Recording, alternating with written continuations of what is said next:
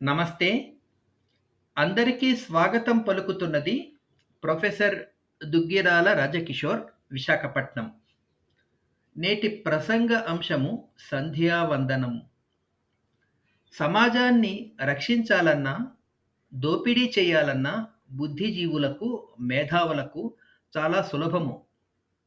శారీరక శ్రమజీవులు ఆ పని చేయలేరు. వారు బుద్ధితో ఎక్కువ పని చేయరు.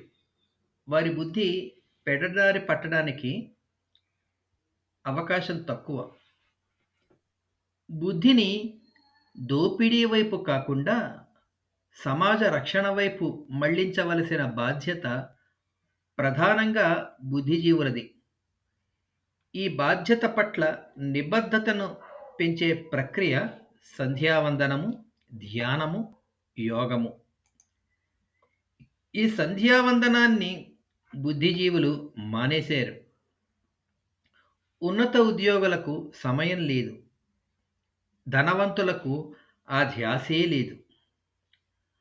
ప్రార్థన చేస్తే పాపం పోతుంది అన్న పాశ్చాత్య ప్రకృతి సంధ్యావందన సంస్కృతిని దిగమింగింది. పాపం చేస్తే ఫలితం అనుభవించాలి అన్న భారతీయ సనాతన తత్వాన్ని దిగమింగింది. సనాతన తత్వం గల భారతీయులు ఇతర దేశాలను దోచుకోలేదు, చంపలేదు, ధ్వంసం చేయలేదు. సనాతన తత్వాన్ని దిగమింగిన పాశ్చాత్య తత్వము ఇవన్నీ చేసింది, చేయించింది. మరి మంచిని పెంచే, నిబద్ధత గల బుద్ధిని పెంచే సంధ్యావందనాన్ని ఎవరు చేయాలి? సమాజ మార్గదర్శన బాధ్యతను స్వీకరించిన వారు చెయ్యాలి.